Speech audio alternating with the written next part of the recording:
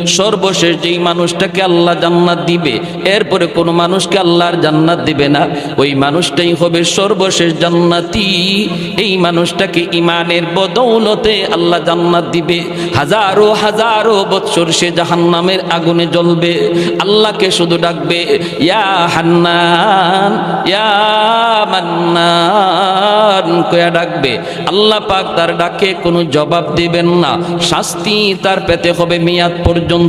মেয়াদ শেষ হওয়ার পর আল্লাহ জিব্রাইলকে বলবেন, জিব্রাইল জাহান্নামের ভিতরে যায় একটু ঢুকো, যায় দেখো কে আমি আল্লাহকে এইভাবে ডাকতেছে। জিব্রাইল আমিন তিনি জাহান্নামের ভিতরে যায় ঢুকবেন। মুসনদে আহমদ হাদিসের কিতাবের মধ্যে হাদিস কানা এনেছেন, পরিভাষায় হাদিসের পরিভাষায় এই হাদিসের নাম হাদিসে মুসালসাল বিদ্যাহ। ভাইয়েরা বন্ধুরা, জিব্রাইল আমিন জাহান্নামের ভিতরে যায় ঢুকলেন। জাহান্নাম তালাশ করে জিব্রাইল ওই মানুষটারে পায় না, পায় না। আওয়াজ জিব্রাইল শুনতে পান, কিন্তু মানুষ তিনি পান না।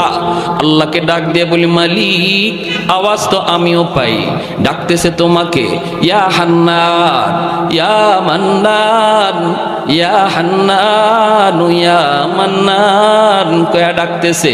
আল্লাহ বলে, জিব্রাইল তুমি পাও না? কয় না গো মালিক, পাই না। আল্লাহ বলবেন, জিব্রাইল বের হয়ে আসো, বের হয়ে আসো। জিব্রাইল আমিন বের হয়ে আসার পর মালিক তার কুদরতি হাত মোবারক জাহান্নামের ভিতরে নিজেই ঢুকায়া দিবেন। একটা মানুষ হাজার হাজার কোটি কোটি বছর জাহান্নামের আগুনে জ্বলার কারণে এই মানুষটা আর মানুষের কোনো আকৃতি নাই, নাক মুখ চোখ তার চেনা যায় না, কয়লার টুকরার মতো হয়ে গেছে রে। জাহান্নামের আগুনে জ্বলতে জ্বলতে কয়লার টুকরার মতো হয়ে গেছে। আল্লাহ পাক রব্বুল আলামিন কুদরতি হাতের মধ্যে তারা উঠাবেন। উঠে আল্লাহ পাক বলবেন, বান্দারে কেন আমাকে তুমি ডাকতেছো? জাহান্নাম তো আমাকে ডাকার জায়গা নয়, আমাকে ডাকার জায়গা ছিল দুনিয়ার জগৎ। দুনিয়াতে একবার যদি আমাকে ডাক দিতে ৭০ বার আমি জবাব দিতাম। যেরকম সুবহানাল্লাহ। তাহলে বলুন তো, আমল করার জায়গা মরার পরেই না মরার আগে? এ ভাই খেয়াল করে শোনো, আল্লাহ পাক রব্বুল আলামিন বলবে, বান্দা কেন ডাকো একটু বলো। তখন বলবে, মালিক ও মালিক, দুনিয়াতে আমি আমল করতে পারি নাই, আমলের মধ্যে আমার অনেক ঘাটতি, কিন্তু মালিক উলামায়ে কেরামের জবানে শুনেছি তোমার নাম রহমান, তোমার নাম হলো রহিম। আল্লাহ রহমান নামের খাতিরে একটু রহম করবানি, রহিম নামের খাতিরে মায়া করবানি। আল্লাহ পাক রব্বুল আলামিন তখন তারে আবে হায়াতের পানি দিয়ে ধুইয়া মানুষের আকৃতি আনবেন। রব্বুল আলামিন বলবে, একটু দয়া করার কথা বলছো, করব কি চাও তুমি বলো। কয়, আল্লাহ আমাকে তুমি জাহান্নামের নিচে ফেলায় রাখছো, দয়া করে যদি একটু উপরে উঠাইতা, একটু যদি তুমি জাহান্নামের উপরে দরজার কাছে রেখে দিতা গো। ও মালিক তুমি তো পারো, তোমার নাম রহমান। আল্লাহ পাক রব্বুল আলামিন তখন বলবে, বান্দা ঠিক আছে আমি তোমার উপরে রহম করলাম, কথা আমি রাখলাম, কিন্তু ওয়াদা করো, ওয়াদা করো এরপরে আর তুমি কিছু চাইবা না। কই না গো মালিক, আমি আর কিছু চাইবো না। জাহান্নামের দরজার পাশে এনে আল্লাহ তারে রেখে দিবেন। কিছুক্ষণ পরে আবার আল্লাহকে ডাক শুরু করবে, ইয়া হান্নান ইয়া মান্নান কয়া আবার ডাক শুরু করলো। বান্দা কি হয়েছে, আবার কেন ডাক দিয়েছো? কইব, মালিক আমাকে যেই জায়গায় তুমি রেখে দিয়েছো এই জায়গাটা জাহান্নামের দরজার পাশ। আল্লাহ তুমি আমারে যেইখানে রাখছো এটা জাহান্নামের দরজার পাশ। এই জায়গাটা যেমন দরজার পাশ, ওই জায়গাটাও দরজার পাশ। আল্লাহ তুমি যদি আমাকে দয়া করে এই পাশে না রেখে ওই পাশে রেখে দিতা। তোমার নাম তো রহমান, তোমার নাম তো রহিম। বলুন তো আপনারা বুঝে থাকলে বলুন, দরজার এই পাশ ওই পাশ বেশ কম আসেনি না নাই? আরো জোরে। এই পাশ হলো জাহান্নামের ভিতর, আর সে এখন যে পাশে যাইতে চায় এটা জাহান্নামের বাহির। সেই কথা কয় না আল্লাহ আমারে জাহান্নামের বাহিরে দিয়া দেও, এই কথা কয় না, না কয়ে বুদ্ধি করে কয় আল্লাহ আমারে যেখানে রাখছো এটা তো দরজার পাশ, তো এই পাশে না রাখকে আমার ওই পাশে রেখে দাও। আল্লাহ পাক রব্বুল আলামিন তখন বলবে বান্দা তুই না ওয়াদা করেছিলি আর কিছু চাইবি না? কয় মালিক আমি তোমার দয়ার কাঙ্গাল, আমি তোমার মায়ার কাঙ্গাল। আল্লাহ তুমি তো দয়া করলে কারো কাছে তোমার জবাব দেওয়া লাগবে না। রব্বুল আলামিন তখন বলবে বান্দারে ঠিক আছে তোর কথা আমি রাখলাম, দরজার ওই পাশেই রেখে দিলাম, কিন্তু ওই পাশটা তো জাহান্নামের বাহির। বুদ্ধি করে তুই কথা বলছো নে, আমি তোর কথা রাখলাম, কিন্তু ওয়াদা কর এরপরে আর কিছু চাইবা না। এরপরে আর কিছু? কয় মালিক ওয়াদা করলাম আর কিছুই চাইমু না, কিছুই চাইমু না। আল্লাহ পাকের কাছে দ্বিতীয়বার ওয়াদা করলো, আল্লাহ তারে জাহান্নামের বাহিরে এনে রেখে দিলেন।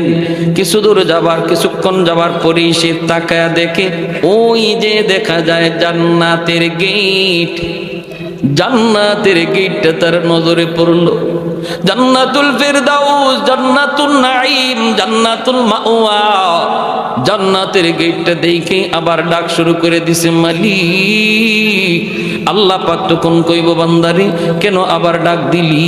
কয় মালিক আমারে তুমি যেই জায়গায় রাখছো এই জায়গাটা জাহান্নামের ভিতরেও না, জান্নাতের ভিতরেও না। আল্লাহ আমাকে যেখানে রাখছো এখানে রাখা যে কথা, জান্নাতের গেইটের পাশে রাখা এক কথা। ওই বুঝে আসছে আপনাদের? আমি বলি না আমাকে জান্নাত দিয়া দাও, গেইটের পাশে একটু রেখে দাও, এখানে রাখা আর ওখানে রাখা এক কথা।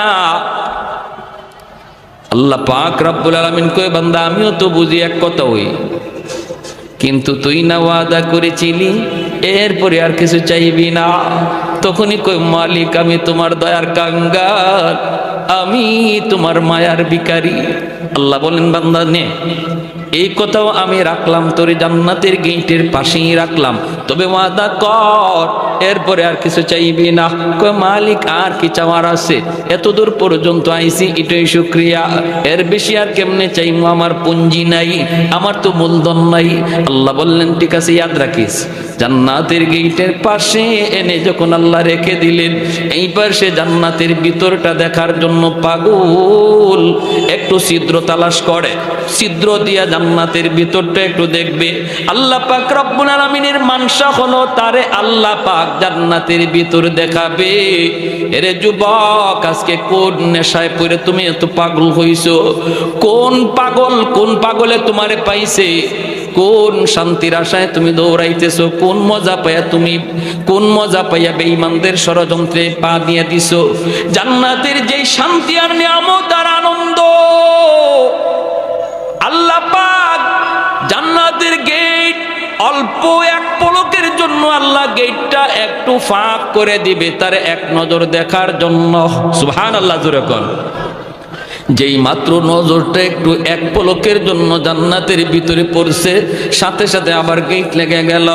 এক পলকের জন্য জান্নাতের আরামাইশ, আনন্দ আর চিত্ত বিনোদনের যেই দৃশ্য আল্লাহ রেখে দিয়েছে, এই দৃশ্য দেখা মাত্রই আবার পাগল হইয়া ওয়াদার কথা বইলা আবার ডাক শুরু করছে।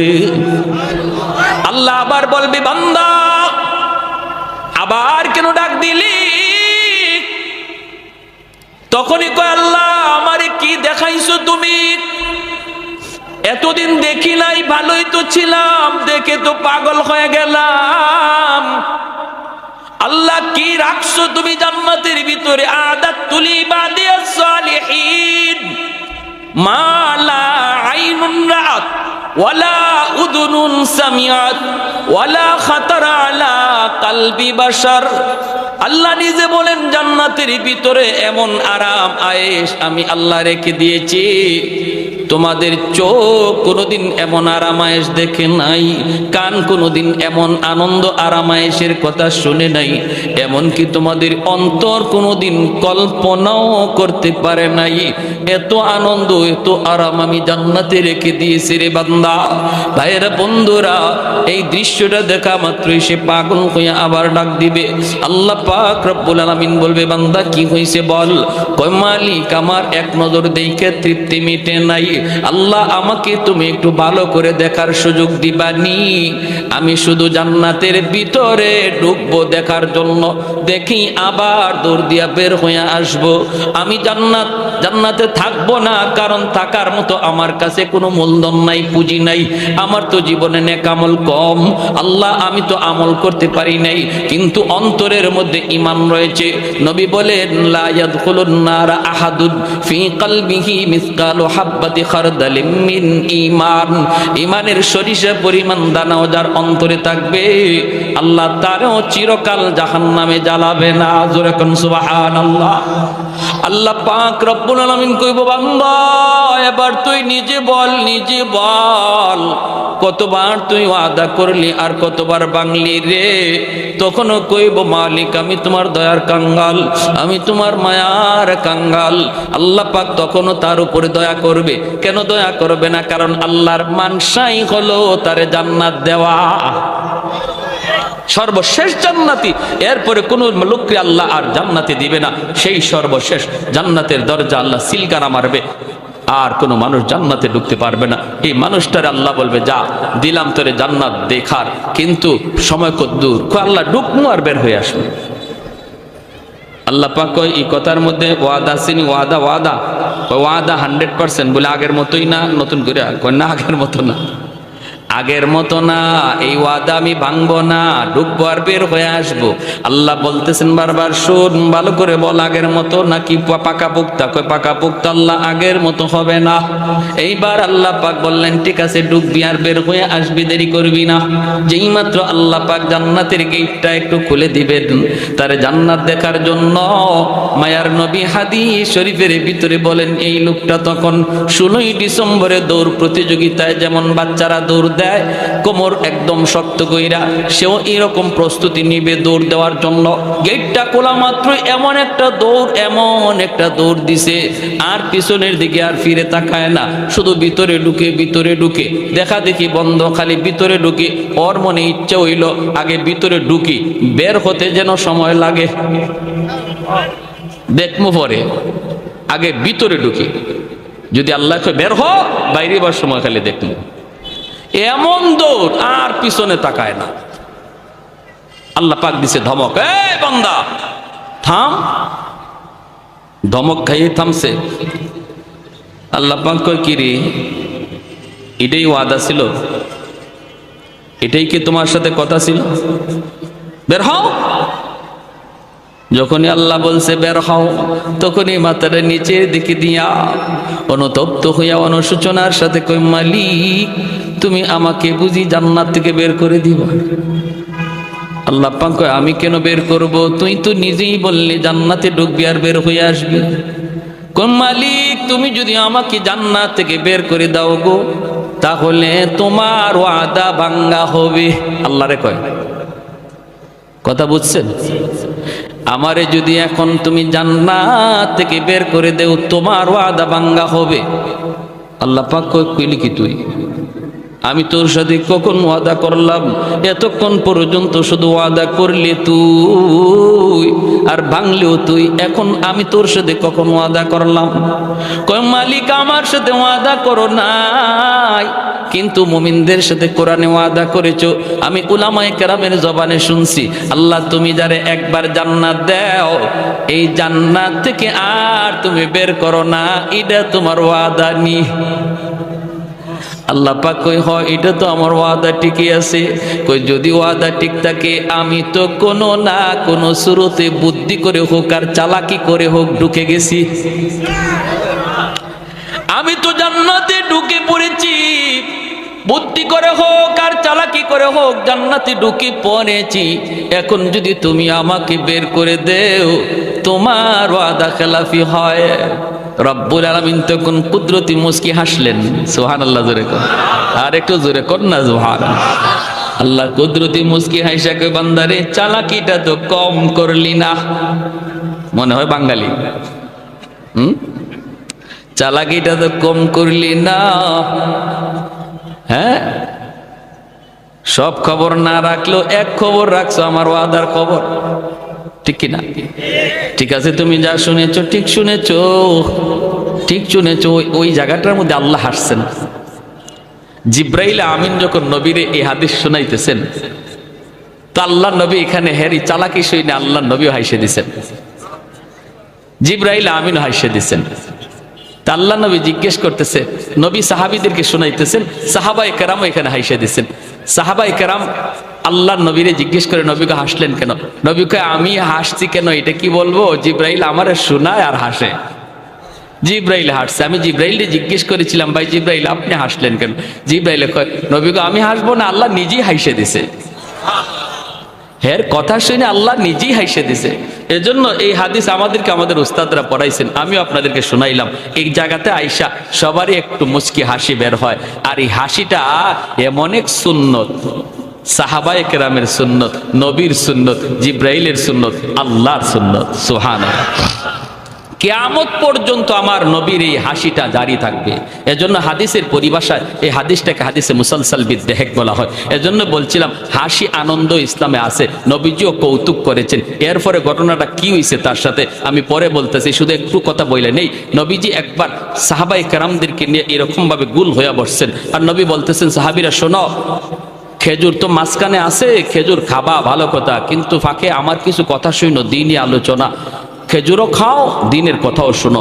সাহাবায়ে কেরাম গুল হইয়া বসছেন, নবীজির পাশেই বসছেন নবীজির দামান, আমাদের সিলেটি ভাষায় কয় দামান, আপনারা বলেন মেয়ের জামাই, ঠিক না? জামাতা কিনি কে? হযরত আলী রাদিয়াল্লাহু তাআলা আনহু। চার খলিফার মধ্যে প্রথম দুই খলিফা নবীর কি হন? শ্বশুর। জিগাও নে, খেলোয়াড়ের নাম যুবকরা সবার আগে কইব, কিন্তু এই জিনিসের খবর নাই। চার খলিফা, প্রথম দুই খলিফা নবীর কি হন? শ্বশুর। পরের দুই খলিফা জামাই, হযরত ওসমান গনি আর হযরত আলী রাদিয়াল্লাহু তাআলা আনহু। এই দুজন হলেন নবীজির মেয়ের জামাই। আর আবু বকর সিদ্দিক আর হযরত ওমর রাদিয়াল্লাহু তাআলা আনহুমা, তারা হলেন নবীজির শ্বশুর। তো আলী রাদিয়াল্লাহু তাআলা আনহু নবীজির মেয়ের জামাই, অর্থাৎ খাতুনে জান্নাত ফাতেমা রাদিয়াল্লাহু তাআলা আনহাকে নবী আলীর কাছে বিয়ে দিয়েছিলেন, এই হিসাবে জামাই। আবার আরেক সম্পর্কে চাচাতো ভাই। তো পাশে বসা নবীজির, খেজুর খাওয়া চলছে, নবীজি দ্বীনের আলোচনা করতেছেন, সবাই আলোচনা শুনতেছে আর খেজুর খাইতেছে। খেজুর খাওয়া শেষ, আলোচনাও শেষ। এইবার নবী বলেন, শোনো, অনেক আলোচনা হলো, মাঝখানে একটা খেজুরের স্তূপ, এটাও শেষ। খাওয়াও চলছে, আলোচনা হইছে, এখন বোঝা দরকার কে কি পরিমাণ খেজুর খাইল, একটু বোঝা লাগবে। সাহাবায়ে কেরাম বলে, নবী গো কেমন করে বুঝবো? খেজুর তো ফেটে গেছে, কার ফেটে কদ্দুর ঢুকছে এটা বুঝবো কেমনে?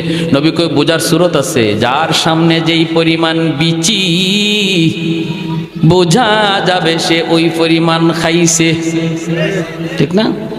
সবাই যার যার উরের দিকে তাকাইছেন, দেখেন না বিচি মিল মতোই আছে, যা খাইছেন তাই আছে। কিন্তু সবাই নজর করে যখন আলীর দিকে তাকান, দেখেন আলীর সামনে খেজুরের বিচির স্তূপ, ডাবল বিচি, গিলা দেওয়া।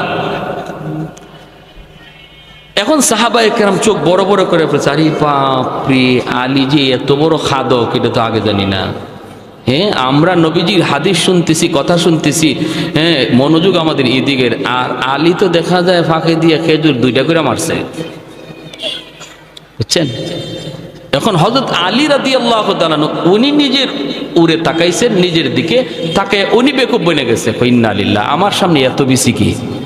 আমি তো এত খেজুর খাই নাই, আমার সামনে এত বিচি। আর সবাই ওনার দিকে তাকাইতেছে, চোখ বড় বড় করে, উনি পড়ে গেছে শরমের মধ্যে, লজ্জায়। কিছু মানুষ আছে দেখবেন, আপনি যত কথাই কন, কথা কইবেন আপনি কন, কিন্তু হের খানা বন্ধ নাই, ঠিক না? আর কিছু মানুষ আছে কথা কওয়ার সময় যদি খানা খাওয়ার সময় যদি কথা কয়, হ্যাঁ হাতে খানা প্লেটের মধ্যে হাত রেখে বয়ে থাকে, খাইতেই পারে না।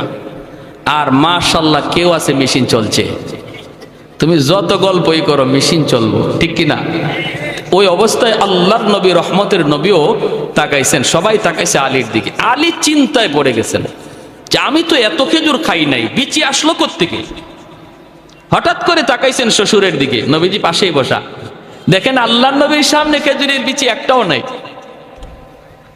একদম খালি, অথচ নবী খেজুর খাইছেন। আলী কেমন বুদ্ধিমান ছিলেন, আলী তো টের পেয়ে গেছেন যে আচ্ছা আমার শ্বশুর তো এখানে আমার একটা লজ্জায় পালাইছেন, শরম দেওয়ার চাইছেন। শ্বশুরে খেজুর খাইছেন ঠিক, আর গোপনে গোপনে বিচি রাখছেন আমার সামনে। নবীজি খেজুর খাইছেন ঠিকই, কিন্তু বিচি রাখছেন জামাইয়ের উড়ো, জামাইয়ের সামনে, জামাইয়ের শরম দেওয়ার জন্য। শ্বশুর জামাই পাশাপাশি বসা যায় তো? আপনাদের এলাকায় বসে? বিভিন্ন জায়গায় শ্বশুর সামনে জামাই আসতে চায় না, শরম পায় না, এটা নিয়ম না।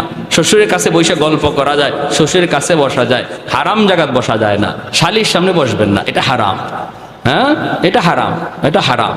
যতই আপনার চাচতলি চাচি শাশুড়ি হোক, তার সাথে পর্দা করা ফরজ, সামনে যাওয়া হারাম। শ্বশুরের কাছে বসেন।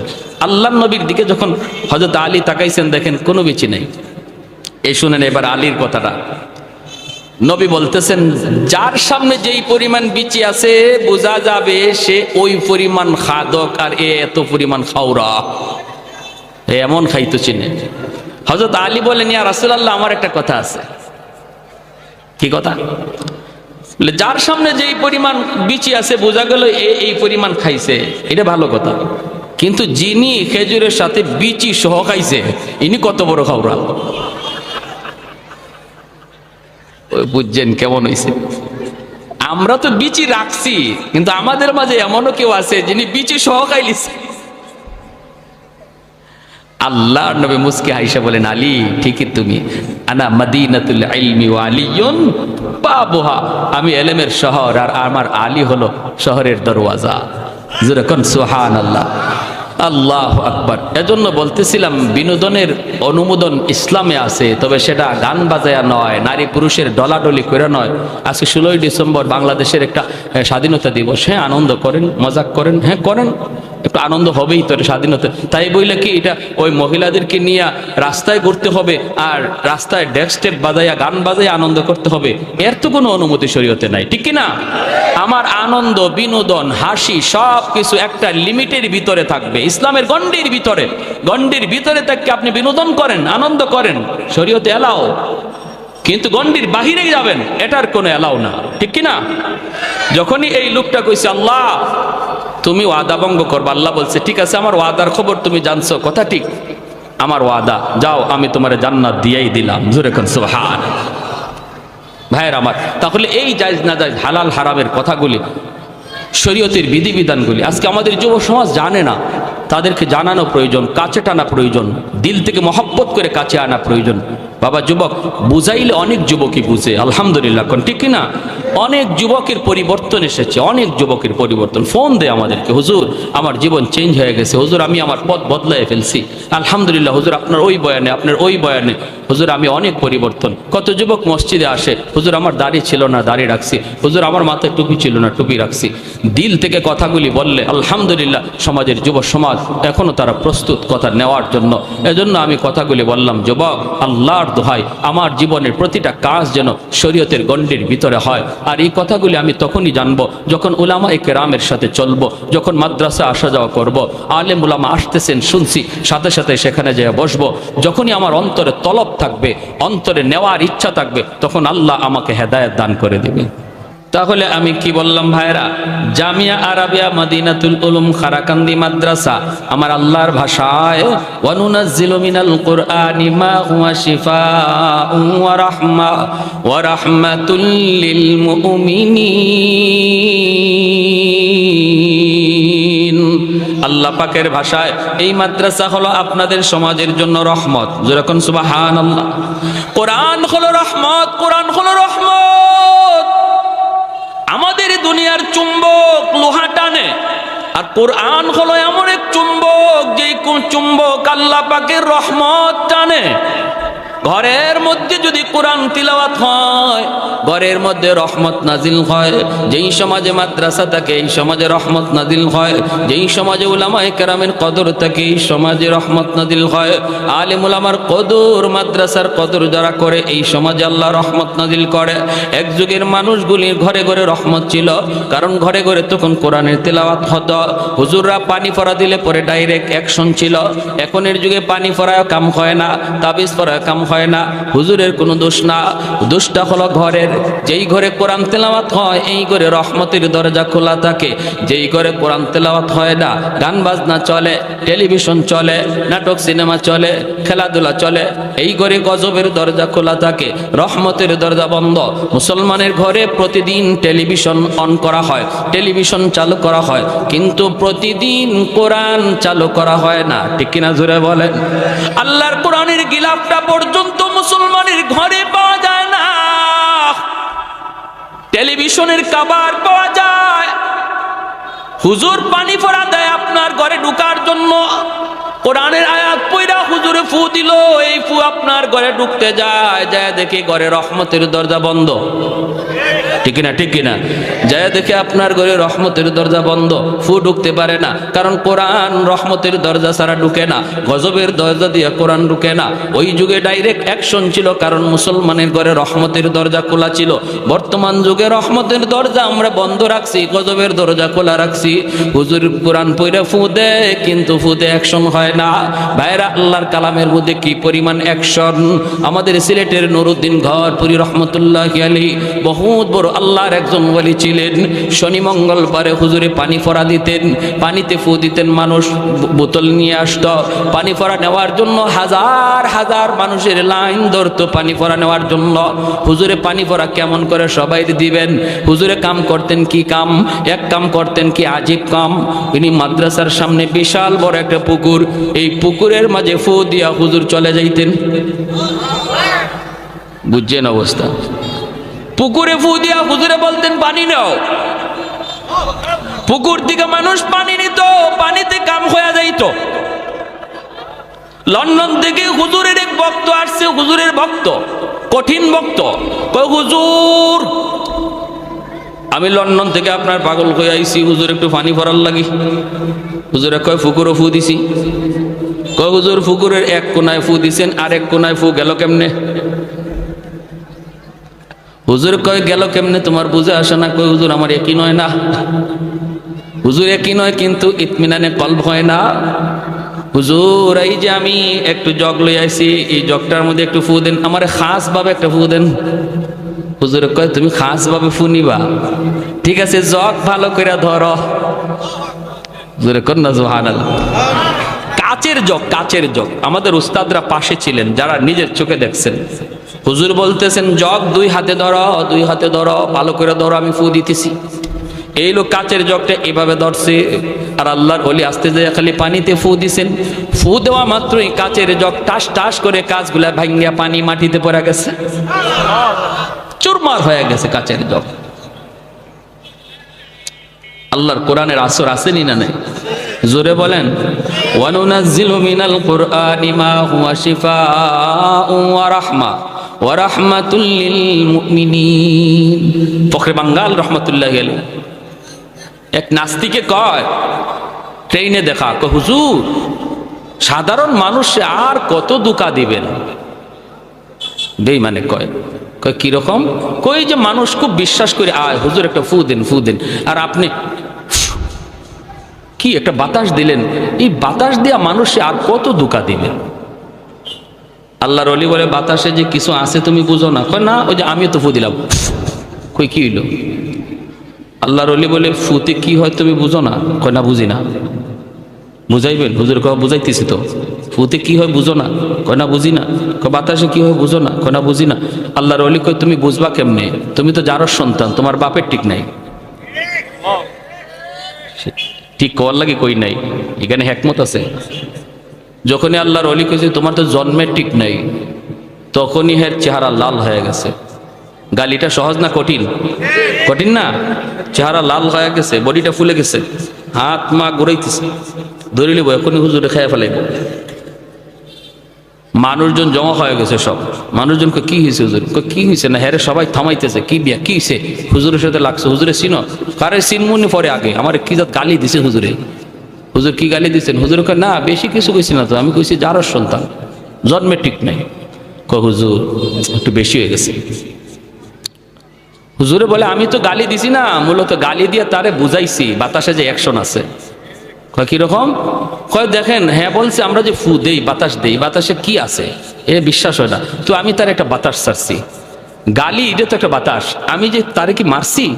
এই তোমার মারছি আমি? কয় না মারে নাই হুজুরে, মারে নাই কিন্তু আমি তার একটা বাতাস ছাড়ছি, নাপাক গালির বাতাস। এই নাপাক একটা গালির বাতাসে যদি তার চেহারা লাল হয়ে গেল, বডি ফুলে গেল, বডিতে এমন আসর করলো একটা বাতাসে যাইয়া আল্লাহর কালাম পাক কালাম পয়রা বাতাস দিলে যে আসর হয়, এটা তারে বুঝাইছি। কি বুঝেন? যেমন কুকুর তেমন হইছে না? হইছে না? 100 এজন্য বলতেছিলাম, যেই ঘরে কোরআন তিলাওয়াত হয় এই ঘরে রহমতের দরজা খোলা থাকে, রহমতের দরজা খোলা থাকে। ভাইয়েরা, যেই সমাজে মাদ্রাসার কদর, এই সমাজে রহমত নাজিল হয়, তাহলে আমাদের এলাকার জন্য যদি রহমত চাই, মাদ্রাসাকে ভালোবাসতে হবে। ঠিক কিনা? জোরে বলেন, আরো জোরে।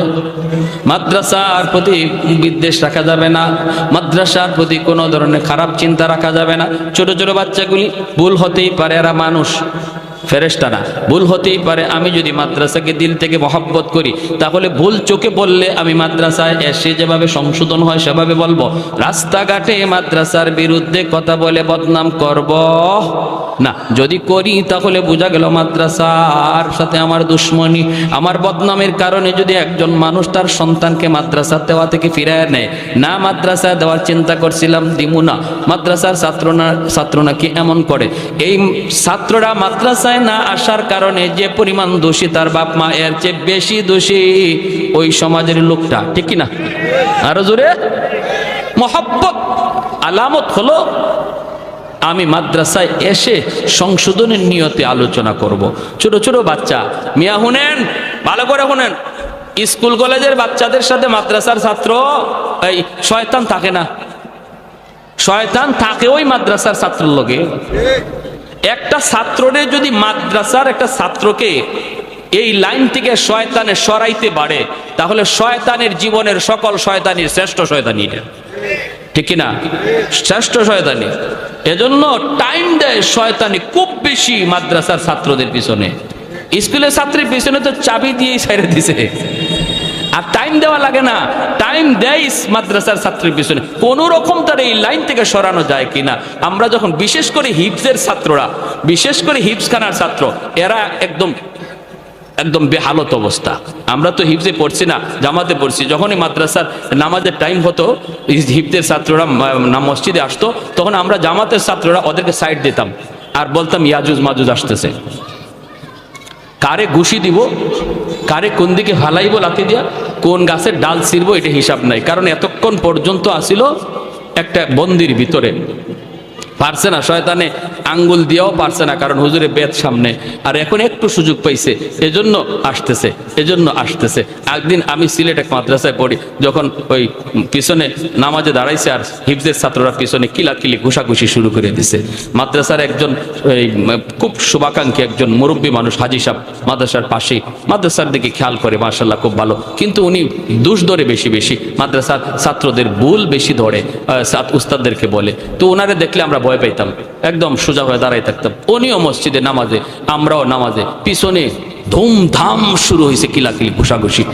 নামাজ শেষ হওয়ার পর আমি মনে মনে ভাবতেছি, আল্লাহ আজকে হাজি সাহেব যে কি কয় আল্লাহ জানে। নামাজটা শেষ হয়েছে, পরে হাজি সাহেব দাঁড়াই গেছে, হুজুর। মসজিদ নীরব। সিলেটি ভাষা বুঝেননি আপনারা? কিছু কিছু বুঝছেন। অতানি ভুয়া ফান্ডেহি কাইন,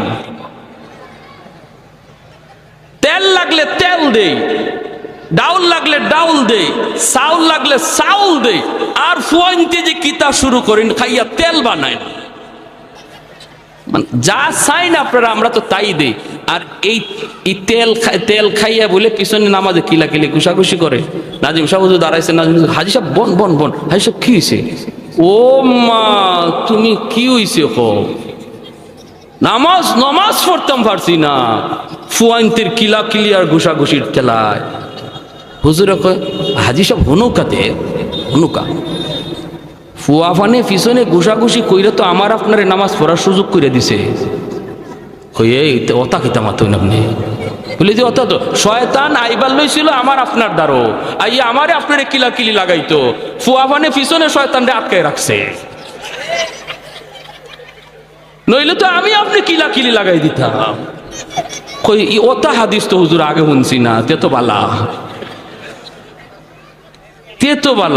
ফুয়াইনতে বালা কাম করছো। বুড়া মানুষ, আমি কি কিলঘুষি লইতে পারতাম নি? এই অবস্থা। এজন্য বলি ছোট ছোট বাচ্চারা একটু এদিক সেদিক নড়াচড়া হরকত করব, এগুলা মায়ার দৃষ্টিতে দেখবেন, মায়ার দৃষ্টিতে। কারণ এরা জেনতেন কোনো মানুষ না, আল্লাহর পছন্দকৃত, আল্লাহর বাছাইকৃত, আল্লাহ বাছাই করে আনছেন। এই সিনার মধ্যে আল্লাহর কালাম আমানত থাকবে। মায়া করে ডাক দিবেন, বাবা এদিকে আসো, নেসাবজি এদিকে আসো, মুন্সি সাহেব এদিকে আসো, নাম ধরেও না। আল্লাহ সবাইকে বুঝার এবং আমল করার তৌফিক দান করুন। যা কিছু দেখি নাই ভালোই তো ছিলাম, দেখে তো পাগল হয়ে গেলাম। আল্লাহ কি রাখছো তুমি জান্নাতের ভিতরে? আদাতুল ইবাদিয়াস সালিহিন মা লা আইনুন রাআত ওয়ালা উযুনুন সামিআত ওয়ালা খাতারা আলা কলবি বাশার। আল্লাহ নিজে বলেন জান্নাতের ভিতরে এমন আরাম আয়েশ আমি আল্লাহ রেখে দিয়েছি, তোমাদের চোখ কোনোদিন এমন আরাম আয়েশ দেখে নাই, কান কোনোদিন এমন আনন্দ আরাম আয়েশের কথা শুনে নাই, এমনকি তোমাদের অন্তর কোনোদিন কল্পনাও করতে পারে নাই। এত আনন্দ এত আরাম আমি জান্নাতে রেখে দিয়েছি রে বান্দা। ভাইয়েরা বন্ধুরা, এই দৃশ্যটা দেখা মাত্রই সে পাগল হয়ে আবার ডাক দিবে। আল্লাহ পাক রব্বুল আলামিন বলবে, বান্দা কি হয়েছে বল? কয় মালিক আমার এক নজর দেখে তৃপ্তি মিটে নাই, আল্লাহ আমাকে তুমি একটু ভালো করে দেখার সুযোগ দিবানি। আমি শুধু জান্নাতের ভিতরে ঢুকবো দেখার জন্য, দেখি আবার দৌড় দিয়া বের হয়ে আসবো। আমি জান্নাতে থাকবো না, কারণ থাকার মতো আমার কাছে কোনো মূলধন নাই, পুঁজি নাই, আমার তো জীবনে নেক আমল কম। আল্লাহ আমি তো আমল করতে পারি নাই, কিন্তু অন্তরের মধ্যে ঈমান রয়েছে। নবী বলেন লা ইয়াদখুলুন নারা আহাদুন ফি কলবিহি মিসকালু হাববাতি খারদালিম মিন ঈমান। ঈমানের সরিষা পরিমাণ দানাও যার অন্তরে থাকবে, আল্লাহ তারও চিরকাল জাহান্নামে জ্বালাবে না। জোরে কোন সুবহানাল্লাহ। আল্লাহ পাক রব্বুল আলামিন কইব, বান্দা এবার তুই নিজে বল কতবার তুই ওয়াদা করলি আর কতবার ভাঙলি রে? তখনও কইব, মালিক আমি তোমার দয়ার কাঙ্গাল, আমি তোমার মায়ার কাঙ্গাল। আল্লাহ পাক তখনও তার উপরে দয়া করবে। কেন দয়া করবে না? কারণ আল্লাহর মানসাই হলো তারে জান্নাত দেওয়া, সর্বশেষ জান্নাতি। এরপরে কোন লোককে আল্লাহ আর জান্নাতে দিবে না, সেই সর্বশেষ জান্নাতের দরজা আল্লাহ সিলগানা মারবে, আর কোনো মানুষ জান্নাতে ঢুকতে পারবে না। এই মানুষটার আল্লাহ বলবে, যা দিলাম তোরে জান্নাত দেখার, কিন্তু সময় কত দূর, আল্লাহ ঢুকমু আর বের হয়ে আসবো। আল্লাহ পাক কয় এই কথার মধ্যে ওয়াদা চিনি, ওয়াদা 100%। বলে আগের মতোই না, নতুন করে কয় না আগের মতো না, আগের মতো না, এই ওয়াদা আমি ভাঙবো না, ঢুকবো আর বের হয়ে আসবো। আল্লাহ বলতেছেন বারবার, শোন ভালো করে বল, আগের মতো নাকি পাকা পোক্তা? কয় পাকা পোক্তা। আল্লাহ আগের মতো হবে না। এইবার আল্লাহ পাক বললেন, ঠিক আছে ঢুকবি আর বের হয়ে আসবি, দেরি করবি না। যেই মাত্র আল্লাহ পাক জান্নাতের গেটটা একটু খুলে দিবেন তার জান্নাত দেখার জন্য, মায়ার নবী হাদিস শরীফের ভিতরে বলেন, এই লোকটা তখন 16ই ডিসেম্বরে দৌড় প্রতিযোগিতায় যেমন বাচ্চারা দৌড় দেয় কোমর একদম শক্ত কইরা, সেও এরকম প্রস্তুতি নিবে দৌড় দেওয়ার জন্য। গেটটা খোলা মাত্র এমন একটা দৌড় দিছে, আর পিছনের দিকে আর ফিরে তাকায় না, শুধু ভিতরে ঢুকে দেখা দেখি বন্ধ, খালি ভিতরে ঢুকি। ওর মনে ইচ্ছা হইল আগে ভিতরে ঢুকি, বের হতে যেন সময় লাগে, দেখমু পরে, আগে ভিতরে ঢুকি। যদি আল্লাহ বের হ, বাইরে বার সময় খালি দেখমু।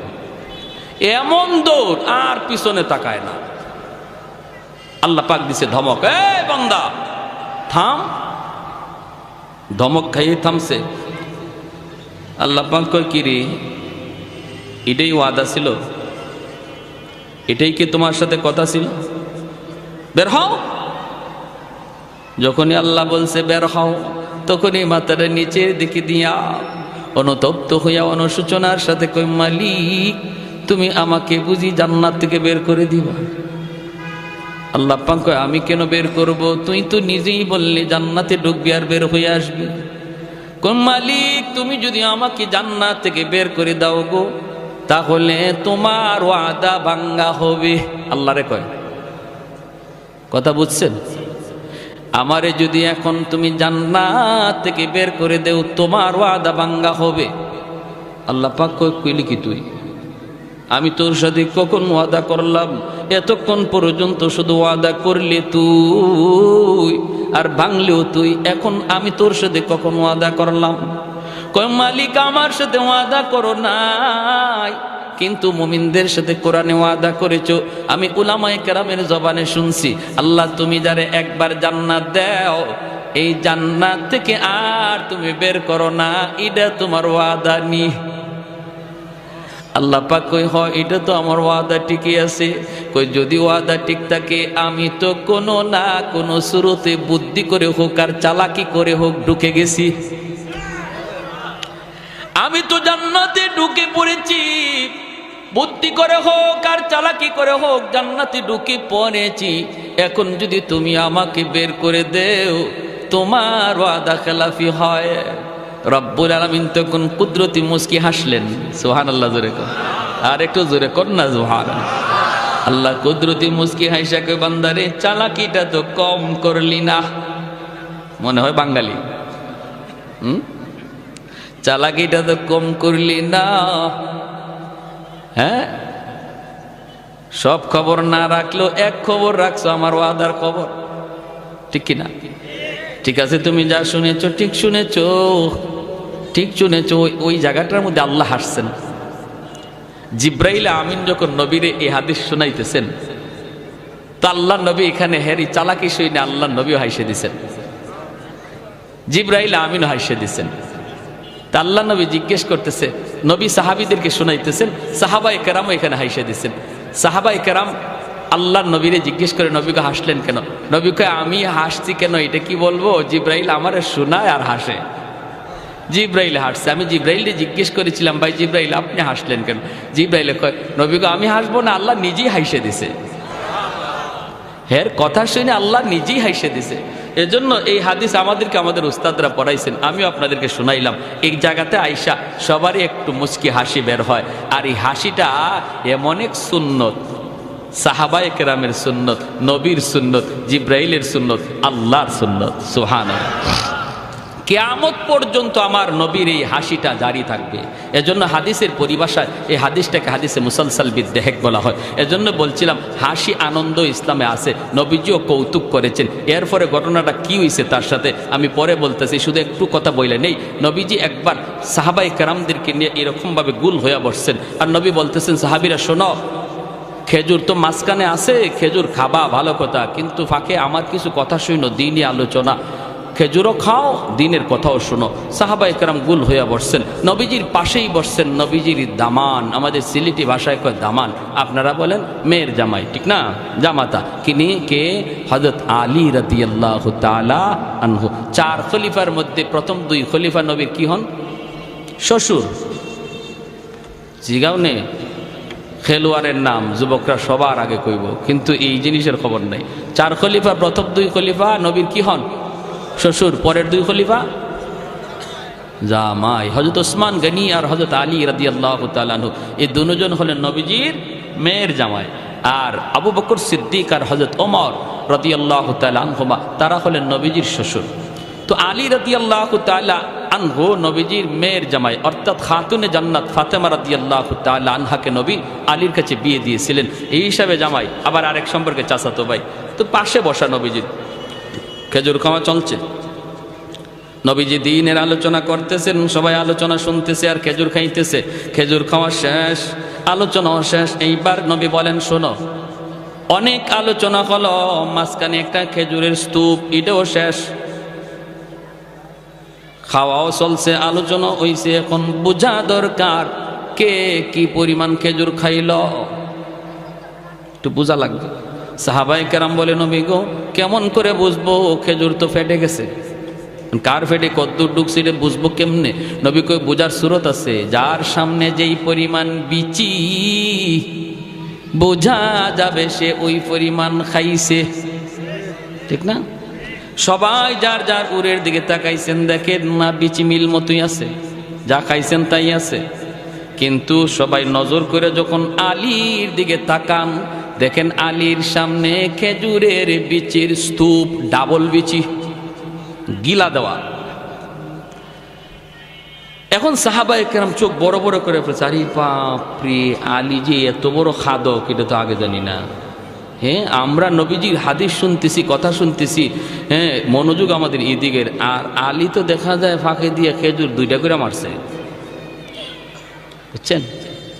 এখন হযরত আলী রাদিয়াল্লাহু তাআলা উনি নিজের উরে তাকাইছেন, নিজের দিকে তাকে উনি বেকুব বনে গেছে, ইন্না লিল্লাহ, আমার সামনে এত বেশি কি, আমি তো এত খেজুর খাই নাই, আমার সামনে এত বিচি। আর সবাই ওনার দিকে তাকাইতেছে, চোখ বড় বড় করে, উনি পড়ে গেছে শরমের মধ্যে, লজ্জায়। কিছু মানুষ আছে দেখবেন, আপনি যত কথাই কন, কথা কইবেন আপনি কন, কিন্তু হের খানা বন্ধ নাই, ঠিক না? আর কিছু মানুষ আছে কথা কওয়ার সময় যদি, খানা খাওয়ার সময় যদি কথা কয়, হ্যাঁ, হাতে খানা প্লেটের মধ্যে হাত রেখে বয়ে থাকে, খাইতেই পারে না। আর মাশাআল্লাহ কেউ আছে মেশিন চলছে, তুমি যত গল্পই করো মেশিন চলবো, ঠিক কিনা? ওই অবস্থায় আল্লাহর নবী, রহমতের নবীও তাকাইছেন, সবাই তাকাইছে আলীর দিকে। আলী চিন্তায় পড়ে গেছেন যে আমি তো এত খেজুর খাই নাই, বিচি আসলো কোত্থেকে?